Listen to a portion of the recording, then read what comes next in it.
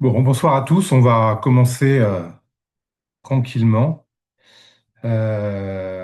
L'idée aujourd'hui, donc, c'est un temps de supervision sur la question du travail avec les parents. Voilà. Donc on est pour 1 heure à peu près ensemble. J'ai préparé dans un premier temps un petit point théorique. Il y a peut-être certains d'entre vous le savent, mais il y a un voyage qui se prépare à Arezzo au mois de mai. Peut-être certains d'entre vous seront avec nous. Voilà. Et donc je me suis un peu relancé et intéressé à la question de la thérapie stratégique dans le travail avec les parents. Voilà. Et autour d'une question qui est les conduites d'opposition, enfin ce qu'on appelle maintenant le TOP, le trouble oppositionnel avec provocation. Bon, ça c'est sa dénomination, on va dire officielle, mais les conduites d'opposition ont existé avant qu'il ne soit nommé comme top. Donc, ce que je vous propose, c'est un temps où je vous propose ce petit point théorique. Si voilà, bon, je l'ai préparé, donc je vais le faire.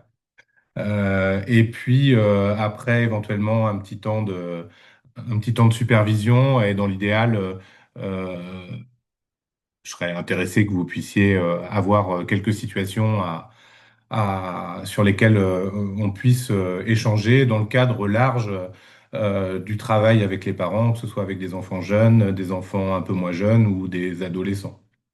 Voilà. Donc c'est un peu ça l'idée. Voilà. Donc l'idée dans le modèle stratégique, euh, c'est de plutôt considérer le top comme étant un processus, c'est-à-dire comme la résultante de penser les conduites d'opposition comme étant des tentatives de solution de la part de l'enfant. Et tout le travail va consister dans une approche qui serait centrée sur les parents, à pouvoir changer les tentatives de solution des parents, les modifier pour pouvoir permettre à l'enfant d'adopter une autre posture. Donc, les parents qui font face à des comportements d'opposition, ils sont souvent aux prises avec des confusions de niveau logique. La plupart du temps, les parents répondent à un niveau, on va dire qu'on pourrait nommer comme niveau 1, qui serait la règle, et le deuxième niveau, c'est qui commande ici. Et dans le top, en fait, l'enfant va déplacer systématiquement le conflit de niveau 1, c'est-à-dire la règle, vers le niveau 2, qui commande ici, qui est une dimension, on va dire, qui est plus relationnelle, on pourrait dire. Euh, voilà.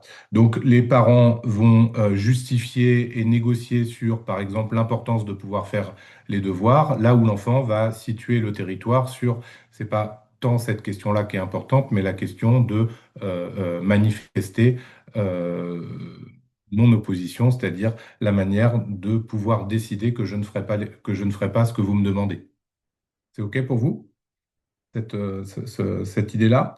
Donc, euh, il y a une conduite paradoxale qui s'engage. Et autour de cette conduite paradoxale s'engage un certain nombre d'interactions qui, à force de se renforcer, c'est-à-dire que plus l'enfant s'oppose, plus les parents vont soit adopter des conduites d'explication, on va le voir, en fonction des styles relationnels des parents, dans des familles plutôt qu'on va qualifier de surprotectrices ou des styles de famille qui sont plutôt démocratiques. Il faut savoir que Nardone, dans un bouquin qui s'appelle Les conflits de famille, il a qu'on trouve en version numérique. Je ne l'ai pas trouvé en version papier. Je suis arrivé un peu tard, c'est un bouquin de 2016, il me semble. Il a qualifié différents styles relationnels dans les familles et à chaque type relationnel va correspondre finalement un type d'intervention. Donc on est toujours dans cette logique très stratégique hein, qui va euh, à la fois comporter une grande dynamique relationnelle et une approche vraiment très fine de la compréhension du style relationnel et de l'étude des tentatives de solution des gens. Mais souvent, cette approche, on va dire plus relationnelle, elle est assez peu explicite dans les bouquins de Nardol sur la thérapie stratégique, où il va plutôt présenter euh, des éléments plus sur la rhétorique, sur le langage, venant à déconstruire les tentatives de solution. Euh, donc voilà, donc le top, hein, c'est un enfant qui répond à l'opposition, des parents qui vont soit répondre par une explicitation des règles et une négociation indéfinie, ou alors des processus d'escalade symétrique dans les familles avec des cris, des colères, sur lequel l'enfant va pouvoir renforcer ses comportements d'opposition. Et donc, dans les suites, il va s'en suivre un système, on va dire, d'équilibre pathologique centré autour du conflit et qui va même pouvoir devenir, d'une certaine manière, la modalité relationnelle de la famille. On voit un certain nombre de familles qui disent, bah, dès que mon fils rentre de l'école, les conflits commencent et on commence à avoir les difficultés. Donc, je reviens un petit peu sur les modèles familiaux tels que les a décrits Nardone. Je trouve que c'est assez intéressant. Il décrit un premier modèle familial qui serait le modèle familial surprotecteur. Et dans ce modèle-là, la perception des parents de l'enfant, c'est un enfant fragile qui a besoin d'aide. Et donc, les tentatives de solution des parents vont être activées autour de ce sentiment que l'enfant a sans arrêt besoin d'aide et de, d'explications, voilà. Donc, les stratégies et les tentatives de solution vont très souvent être dans une dynamique de faire à la place de l'enfant pour pouvoir éviter la dynamique de conflit. Dans les familles plus démocratiques, donc ce sont des familles où on va beaucoup passer par les mots, on va beaucoup expliquer, on va valoriser énormément le langage dans les éléments pédagogiques. Donc l'enfant va être considéré par ses parents comme un égal, un ami, et la construction, lorsqu'un trouble oppositionnel émerge dans ce type de famille, va être des négociations à n'en plus finir, des justifications euh, pour permettre à l'enfant d'entendre raison d'une certaine manière. Voilà. Il décrit un autre modèle familial qui est le modèle sacrificiel. Donc là, c'est un modèle où les parents sont dans un style relationnel où ils vont, comment dire, engager l'ensemble de leur énergie en faisant passer leur vie au second plan euh, dans dans le style éducatif, l'enfant est considéré à partir de ce moment-là comme le centre de tout et l'objet, on va dire, de toutes les actions et de tous les engagements des parents. Voilà, c'est un style, alors il le décrit plus largement dans le bouquin, où souvent les pères sont souvent absents, se mettent un peu à distance, sont eux-mêmes souvent dans un engagement très fort dans le travail, ont des activités d'engagement, mais qui sont souvent extérieures à la maison, et les mères sont plutôt ici à tout donner pour leur enfant. Alors, dans ce bouquin-là, les conflits de famille, il y a il y a, comment dire, euh, la description de la famille et la place qui est faite aux mamans est, je trouve, un peu questionnante dans la manière de se représenter finalement quelque chose de très traditionnaliste, on va dire, dans son observation sur les styles familiaux. Enfin, je passe un peu cette dimension-là, mais si vous avez l'occasion de le lire, à certains moments, vous serez peut-être heurté. Euh, dans ce style sacrificiel, en fait, les parents s'annulent en permanence et donc l'enfant devient un tyran par le vide de l'exercice du pouvoir, d'une certaine manière. Hein. Voilà.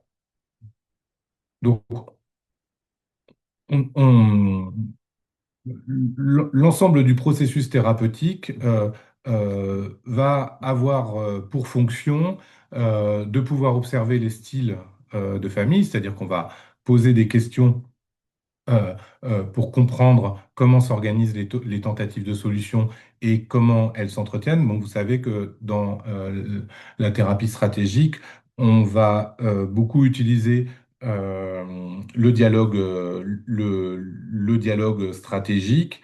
Voilà. Donc, on va poser des questions pour réussir à avoir la perception des parents sur l'enfant. Donc, le parent va pouvoir percevoir son enfant, par exemple, comme un tyran à certains égards, et sa réaction à ce moment-là va être une tentative de soumission, enfin de soumission, c'est-à-dire la peur de son propre enfant, ou alors de la répression, et à ce moment-là, c'est plus dans des accès de colère et des cris.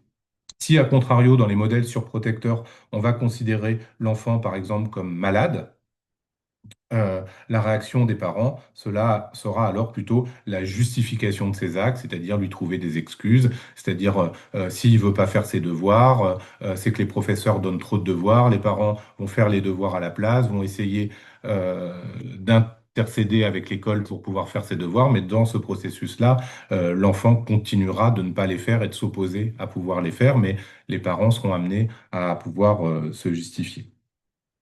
Les tentatives de solution, en fait, elles vont être de trois ordres, on va dire. Bon, il y a la persuasion relationnelle, donc la croyance que si les parents expliquent bien à leur enfant, alors il va pouvoir mieux comprendre. Donc c'est ce qu'on va trouver dans les familles de type protectrice ou dans les familles démocratiques.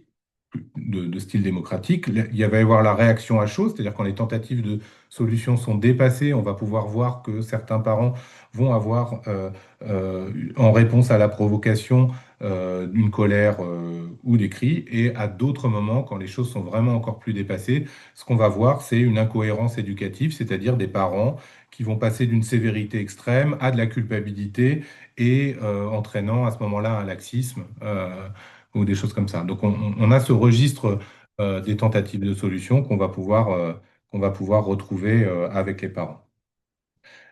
Sur la question du dialogue stratégique maintenant, on va rechercher un certain nombre de questions et l'idée, vous savez, en stratégie, ça va être plutôt d'amener les parents à percevoir que leurs propres tentatives de solution sont inopérantes plutôt que de passer par des discours explicatifs où on va finalement avoir un discours moralisateur, culpabilisateur vis-à-vis de ces tentatives de solution.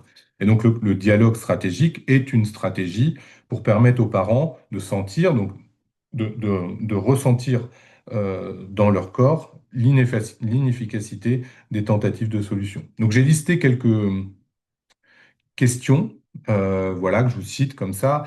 Je pense qu'elles sont pas toutes à reprendre puisque certaines vont plutôt s'adresser à des parents qui vont être plutôt dans des styles explicatifs et d'autres vont être plutôt, quand la tentative de solution des parents va plutôt être en situation d'escalade symétrique et donc de cri.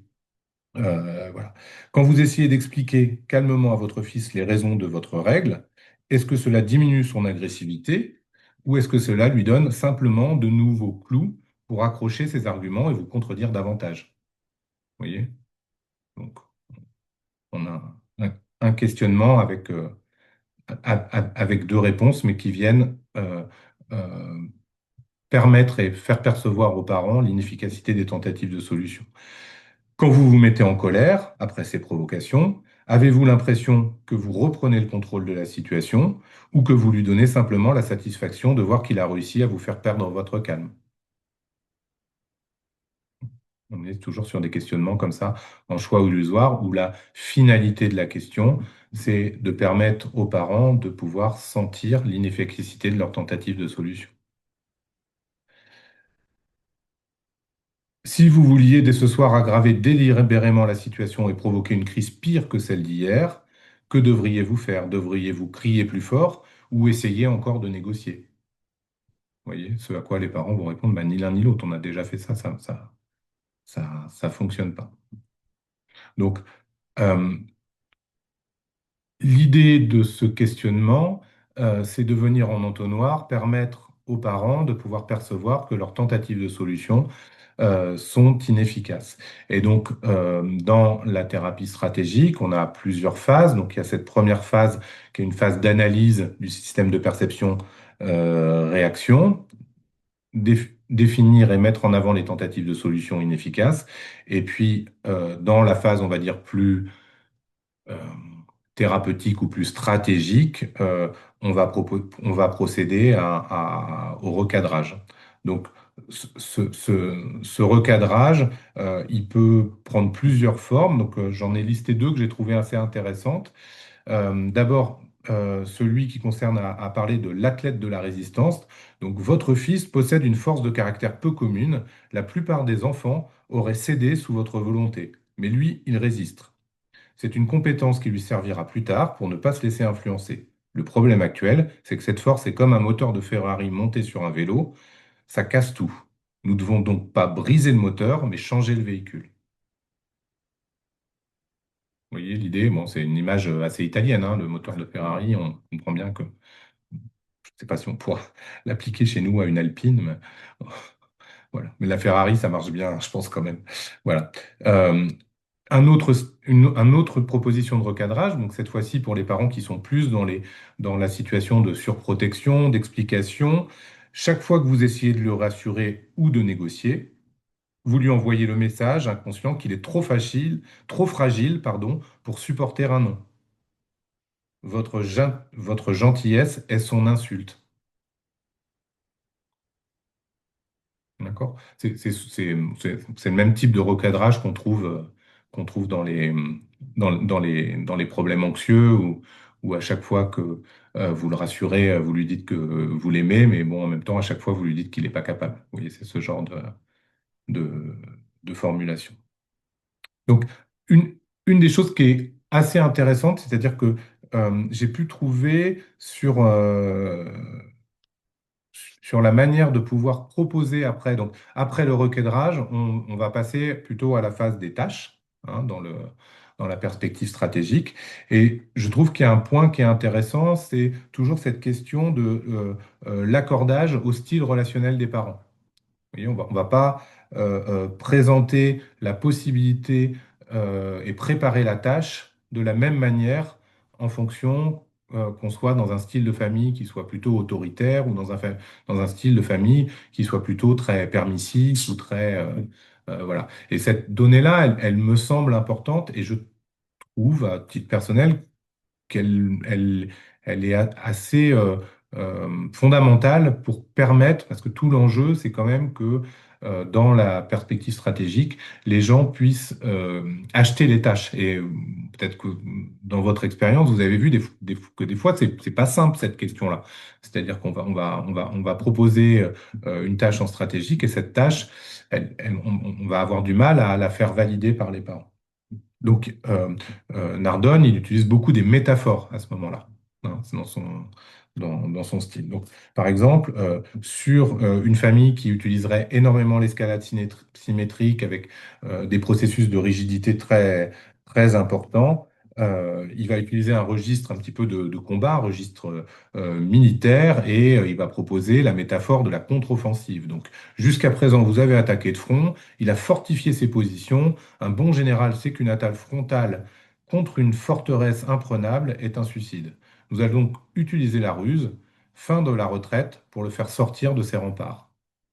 D'accord? Donc, dans cette idée que les parents puissent accepter une tâche où ils vont, dans les suites, être plutôt dans une posture de lâcher les processus d'escalade symétrique. Vous voyez que cette métaphore, elle prépare cette dimension-là. Sur un style de parent plus démocratique ou plus anxieux, on va dire, on va utiliser plutôt une métaphore du registre pédagogique. Donc l'idée, c'est enseigner les conséquences de ses actes. Donc, la proposition serait, votre fils n'a pas encore appris le langage de la responsabilité, car vos explications le protègent de la réalité. Pour qu'il grandisse, nous devons le laisser faire l'expérience du vide afin qu'il développe ses propres ressources internes. D'accord? Donc, c'est parler le langage du patient de telle manière à essayer de l'amener à pouvoir euh, à s'engager dans une prescription de tâches. OK? Euh, Est-ce que certains d'entre vous ont des questions à ce stade?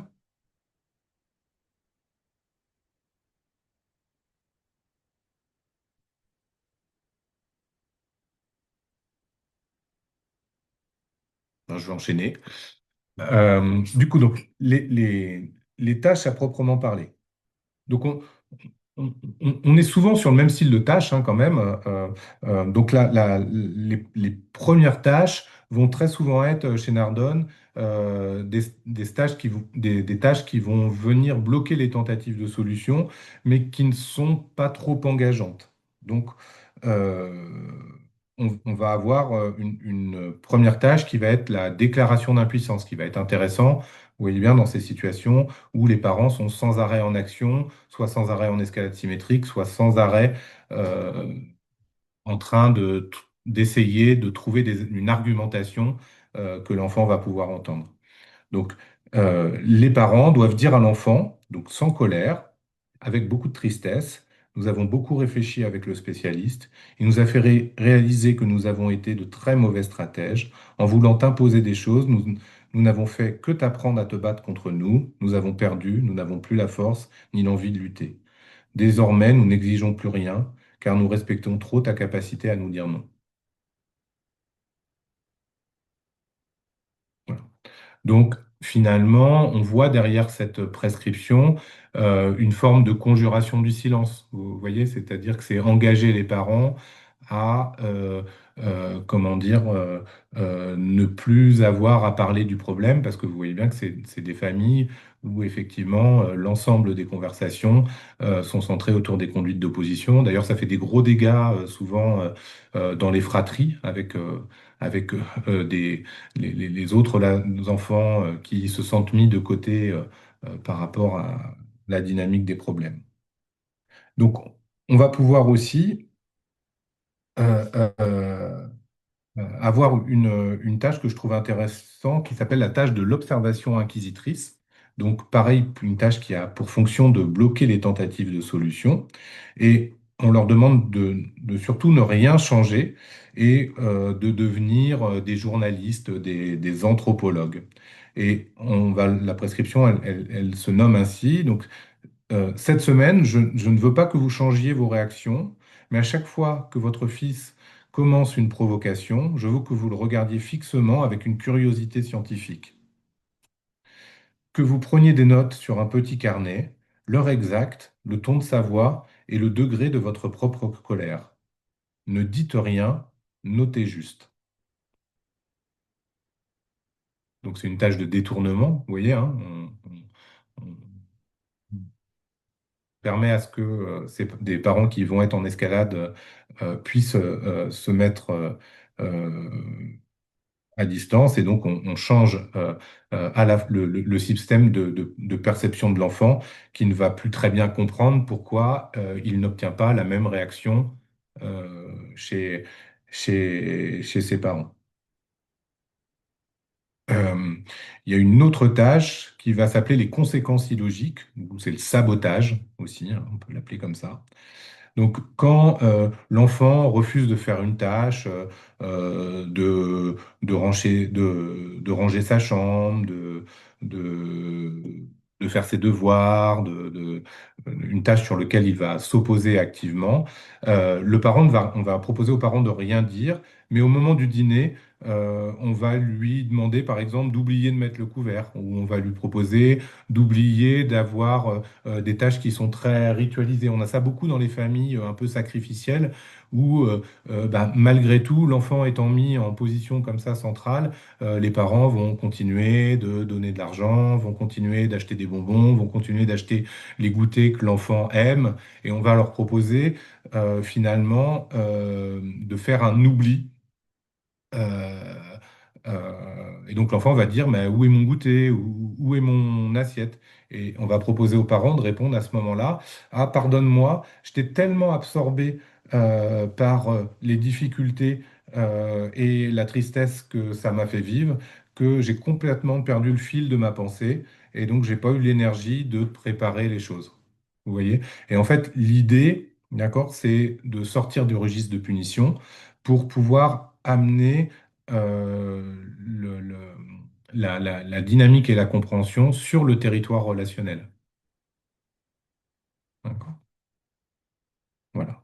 Et puis, dans un certain nombre de cas, on va pouvoir utiliser aussi, alors plutôt dans un second temps, la prescription de la demi-heure de reproche. Donc, à partir de demain, vous allez instaurer un rendez-vous à 18 heures pendant 30 minutes et seulement à ce moment-là, vous aurez le droit de pouvoir lui faire tous les reproches accumulés en dehors de cette demi-heure. Le silence radio sur les problèmes est obligatoire. D'accord? Donc, l'idée, c'est pareil de déconstruire les tentatives de solution des parents pour permettre à ce que l'enfant puisse trouver une autre adaptation. Dans, dans le protocole, on va dire, plus complet, on va avoir des premières séances qui vont être bloquer les tentatives de solution et un certain nombre de séances qui vont être construites autour de la réintroduction des règles. D'accord? Je n'ai pas développé cette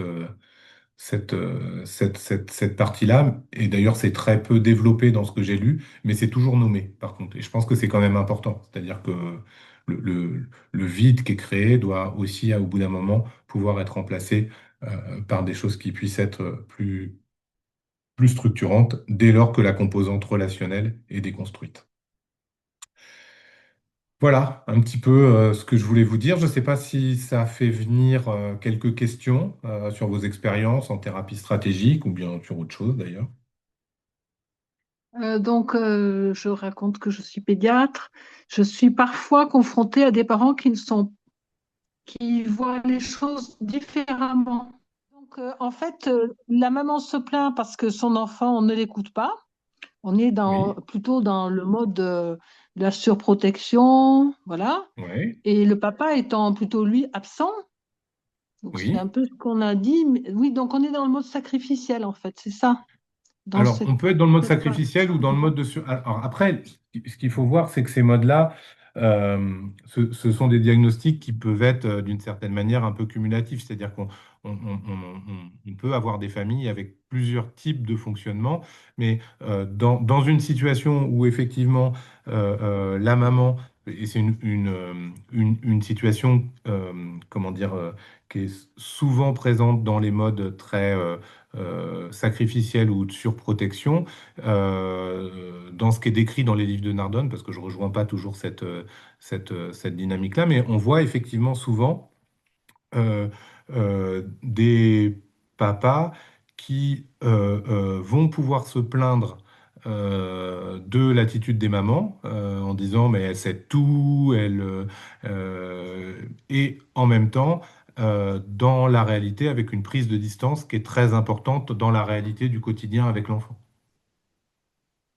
Mm. D'accord? Et donc un des enjeux effectivement dans Ouais. la manière de pouvoir travailler avec ses parents, c'est effectivement d'associer les deux parents, puisqu'on est déjà sur une dynamique qui va pouvoir, euh, comment dire, être d'emblée, créer une différence. Oui. Souvent, Et du c'est des coup, est-ce mamans que qui ça viennent se fait seules et de... qui se plaignent de l'attitude de leur mari, qui n'est pas là, qui fait que des reproches, qui... Voilà. Oui, voilà, en principe, je les fais revenir. Bon, Tout à fait. je les fais revenir tous les deux, mais après, on peut proposer deux tâches en même temps. Moi, alors, Par contre, à quoi on s'attaque en premier? On va pas dire au papa qui euh, s'occupe là.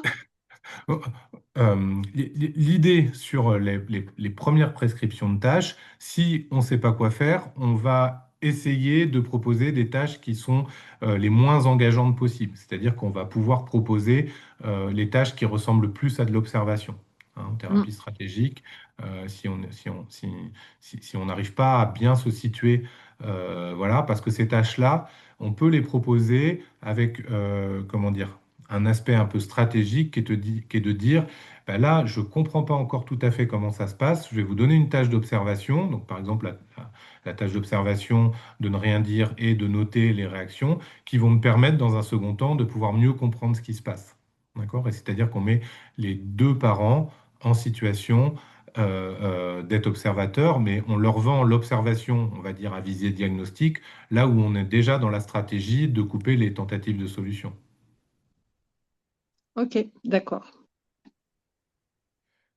Je vais reprendre la parole. Ah ben, c'est Euh, gentil. je ne suis pas très formée en thérapie stratégique. J'ai lu. Je dois utiliser quand même la thérapie stratégique régulièrement sans savoir que j'en fais, que je l'utilise. Et par contre, j'utilise plus la thérapie narrative. Très bien. Euh, est-ce C'est que la pareil pour moi, thérapie, sauf quand je suis en phase de révision. est-ce que ça permet d'aller plus vite, la thérapie stratégique? Je ne sais Je- pas. Parce que, ou est-ce que ça permet de traiter, enfin, comment dire? J'ai l'impression qu'on fait raconter aux parents, mais on les fait un peu moins réfléchir en thérapie stratégique, ou Tout moins à fait. penser. C'est, C'est c'est- c'est un petit peu ce que je disais tout à l'heure, c'est-à-dire que il y a dans l'approche stratégique et dans la déconstruction et dans comment dire, la mise en échec des tentatives de solution, il y a une dimension qui est très hypnotique, en fait, qui, je trouve, passe vraiment par le corps. C'est-à-dire que, comme je vous disais tout à l'heure, euh, euh, l'enjeu dans le diagnostic opératoire, c'est de permettre aux parents de ressentir que les tentatives de solution sont inopérantes. Donc il y a vraiment une dimension comme ça qui, je trouve, est pas très nommée, en fait, en tout cas dans, dans les écrits de Nardone, mais où il y a une dimension corporelle qui est très importante. A contrario, euh, euh, effectivement, dans la thérapie narrative, il y a quelque chose qui va s'engager du côté de plutôt l'engagement avec les valeurs, mais alors, est-ce qu'on gagne du temps?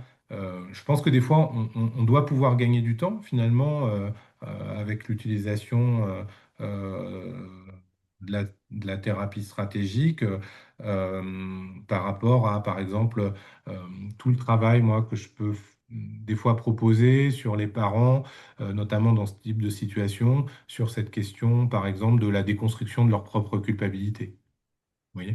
Euh, Où ça va être un travail qui va être un travail exploratoire, utilisant bah, des éléments qui sont plutôt du côté de la carte de déconstruction du contexte et du discours. On va faire un moratoire par exemple sur la culpabilité en disant, mais est-ce que vous vous êtes déjà dit que vous en faisiez trop? Est-ce que vous vous êtes déjà dit que vous en faisiez pas? Est-ce qu'on vous a déjà dit que vous étiez trop sévère? Est-ce qu'on vous a déjà dit que vous n'étiez pas assez sévère? Vous voyez ce que je veux dire? Mais finalement, ces éléments-là vont se rapprocher d'une certaine manière euh, de ce qu'on pourrait faire plus rapidement en dialogue stratégique. Voilà, je saurais pas trop dire. Il y a une posture aussi qui est assez différente, je trouve, entre le stratégique et le narratif, où dans le narratif, euh, on va avoir une posture qui va être très engagée sur le questionnement, mais peu sur le contenu. Là où dans le questionnement et dans le dialogue stratégique, il va falloir effectivement aussi être très vif sur la production de fond et de contenu. Donc, c'est pas simple, je trouve, cette, euh, cette histoire-là. Mais ça crée aussi un engagement qui est un peu différent. Donc, en termes de posture et après, dans la manière dont on va pouvoir ressentir les choses, bah, je pense que j'ai l'impression que finalement, une fois qu'on a bien travaillé la posture narrative, elle est peut-être un peu plus naturelle et un peu plus, comment dire, facile à pouvoir engager dans un questionnement. Il y a une posture qui est naturellement assez éthique, je dirais. Euh, Là où le questionnement stratégique est quand même un peu plus, oui, engageant. Je dirais pas que c'est moins éthique, parce que l'idée vient ça, mais oui, il y a quelque chose peut-être d'un peu différent à ce niveau-là. Oui. Est-ce que ça va plus vite? Je saurais pas dire. Euh, Nardone dirait sûrement que oui. Ça dépend de pourquoi, d'accord.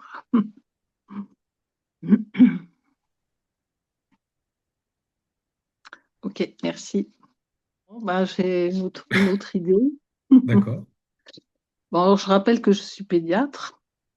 Ben, depuis quelques mois, je suis un enfant qui est placé en famille d'accueil. Et au mois de décembre, vous entendez là? C'est mieux comme Oui, ça? on entend bien. Ouais. Euh, En décembre, il a fait deux. Alors, il est chez un assistant familial qui est un homme, et si j'ai bien compris, il vit en couple avec un autre homme, mais ça n'a pas été précisé. Moi, je l'ai vu plutôt pour qu'il ait un bilan pédiatrique. Mais bon, comme il avait des troubles du sommeil, parce que bah, s'il est placé, c'est parce que ça va pas trop avec ses parents. Donc, quand il va en visite avec les parents, après, il dort mal. Et puis, quand il va chez ses grands-parents, c'est des fois difficile. Bref, il est quand même dans des moments où il se sent particulièrement abandonné, je crois, bien qu'il aille assez bien. Et au mois de décembre, il a pris un couteau devant son assistant familial et il a fait mine de se couper le cou.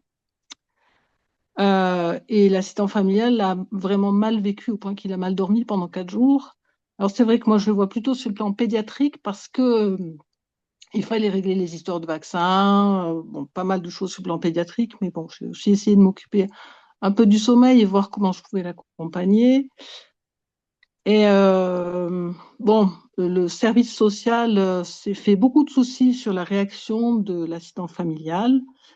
Et moi, ça m'a étonnée parce qu'il a dit non, mais c'était pas grave, c'était juste qu'il avait besoin de soins, il avait besoin qu'on s'occupe de lui. Bon, voilà. Et puis, je l'ai revu un mois après et j'ai aussi eu les services sociaux au téléphone qui finalement disent que cette assistance familiale ne convient pas à cet enfant, donc il va encore changer de famille. Et du coup, la question, je vais revoir l'assistant familial une fois tout seul la semaine prochaine. La question que je me pose, c'est un peu pendant le temps où ils vont avoir à vivre ensemble en sachant qu'ils vont être séparés. Je me demande un peu comment je peux aider l'assistant familial, Hmm. en sachant qu'il voit aussi quelqu'un. Maintenant, il voit un psychologue pour l'aider parce que s'il a réagi de cette façon, il a pensé que c'était bien qu'il voit quelqu'un pour lui. Mais là, il a quand même un peu il a comment dire, sa fonction, c'est de remplacer un parent, Euh, l'assistant de familial. se substituer, Ouais, voilà. c'est Euh, difficile, hein? Pardon? C'est difficile pour lui Ah, et pour l'enfant. c'est certainement un métier très difficile. Ce qui est, ce qui est difficile dans la situation telle qu'elle est exprimée, c'est qu'il y a il y a deux mouvements finalement. Donc on voit que d'un côté, si on regarde du côté de l'enfant, il y a un mouvement de répétition d'un mouvement abandonnique, c'est-à-dire que Mhm, l'enfant à un moment montre à un adulte qu'il va pas bien d'une manière qui est assez extrême, si j'ai bien compris, hein. C'est-à-dire que mhm, il mhm. met le couteau sur son propre cou, hein. Il n'a pas Ah menacé oui, l'assistant familial. non, non, C'est non, bien sur ça. son propre coup. Je ne sais pas s'il a dit qu'il voulait se suicider ou qu'il voulait mourir, mais c'était ça que ça signifiait. Voilà. L'assistant social l'assistant familial, pardon, a probablement été fortement surpris, voire impacté à ce moment-là, ce qui est quand même finalement une réaction qui est plutôt assez ajustée. C'est-à-dire que euh, euh, il n'aurait pas réagi ou il aurait banalisé. On aurait pu se dire. c'eût été quand même pire. Donc, bah, il en a mal dormi. Enfin, ça dénote quand même qu'il y a quelque chose de l'ordre d'un processus d'attachement qui est certainement en cours. Et puis, dans les suites de ça, l'institution vient nommer, si j'ai bien compris, à la place de l'assistant familial, que la situation est trop difficile pour lui. Et ce monsieur, il est mis comment dire, en situation euh, finalement d'incompétence par le système qui l'emploie, quoi. Ah, c'est comme ça que c'est comme ça qu'il le dit, oui. Mm, C'est comme ça qu'il le dit. Et donc, du coup, mm, finalement, bah, par cette réaction-là, il perd, lui, sa capacité à pouvoir être contenant puisqu'il est déjugé par une figure d'autorité. Vous voyez mhm. ce que je veux dire? Et donc ça, c'est assez Ouais, compliqué, hein. bah bien sûr. C'est des situations qui, bah, au bout de la chaîne, rendent les enfants encore plus malades, parce que euh, Mhm, mm, du coup, on a empêché cet adulte de pouvoir s'ajuster et s'adapter à une réalité qui est certainement difficile. Bon, je connais pas la situation, hein, donc j'en parle d'un, d'un, d'un point de vue théorique. Donc, l'enjeu par rapport à votre question de qu'est-ce qu'on peut faire euh, avec cette personne-là, ben, je dirais que il y a déjà cette question de légitimer sa réaction. D'une certaine manière, il a une réaction très humaine, d'inquiétude, de se demander s'il pouvait être certainement assez contenant par rapport à cet enfant, s'il était suffisamment bien. Il y a quelque chose comme ça. Et l'autre, pour moi, aspect qui est très important dans ces situations euh, d'accueil familial et de départ à venir, c'est de co-construire avec l'enfant en quoi cette relation, finalement, a été... a permis, au-delà de l'échec que va représenter la rupture, de pouvoir mm, construire quelque chose. Et quels sont les événements qui sont les témoins que cette relation a eu de la valeur. mm. Ok, d'accord, je comprends. Voilà. D'accord. Là, on est plus Ok, sur une perspective narrative. ok, D'accord? d'accord. Oui, là, On moi, peut, j'imagine. Ouais. En on faire, peut travailler un petit peu l'idée il a été intersécure pendant quelque temps. En gros, On peut le nommer comme ça, tout à fait. hein? On peut le Ok, nommer. d'accord. Mm, Mais ça passe d'abord, à mon avis, par légitimer sa réaction, qui a été oui, délégitimée par une autre institution. Ça, c'est difficile. ouais, ok, Voilà, mais parce là, qu'on je s'est vais le voir inquiété pour spécifiquement. lui. En fait, l'enfer est pavé de bonnes intentions. C'est d'abord qu'on s'est inquiété pour lui. Il dormait plus. Et voilà, on s'est dit, bah, il va pas tenir comme assistant familial. On a besoin d'assistants familiaux qui soient solides. Donc, on va lui donner une situation qui sera moins complexe la prochaine fois pour pouvoir le protéger, entre guillemets. Mais vous voyez bien qu'en faisant ça, en fait, on lui nomme son incompétence plutôt que de venir Ouais, l'étayer bah, et passer ouais. cette question-là. Après, je ne connais pas la situation, hein. Des fois, il y a la répétition des passages à l'acte. Il y a aussi les assistants familiaux qui sont parfois dans des postures. Ils ont très peu de formation, donc c'est difficile. Des fois, ils sont dans des postures très Mhm. idéalisées, de vouloir sauver des enfants, des choses comme ça. La rencontre avec la réalité des enfants placés, des fois, est douloureuse. Bien sûr. Voilà. Mais là, il Oui, n'a bah pas oui. aidé. Là, d'une certaine manière, il n'a pas été aidé. Je ne sais pas si c'est un premier accueil pour lui, mais C'est un deuxième. ouais. L'autre enfant, l'autre enfant qui est parti est retourné dans sa famille et donc il le voit encore. Ouais, d'accord. Mais voilà. Bon, bah comme ça, j'ai un peu des pistes sur comment je vais faire un peu avec eux, si je les vois, enfin, pendant le temps où je vais les voir, parce que je ne sais pas non plus s'il va rester dans le département. Ça, c'est... Je pense que Ok. personne ne le sait, en vrai, hein. Donc, Ni jusqu'à quand, bien sûr. Mm. oui, tout à fait. Merci.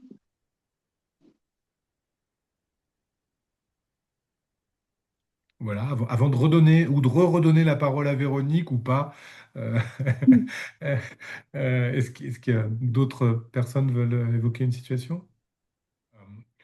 Euh, Dans cette idée-là, juste pour euh, maintenir un peu le cadre de ces moments d'échange qu'on nomme supervision, dans cette idée que ce soit pas simplement, euh, comment dire, euh, des- comment dire, de- un mouvement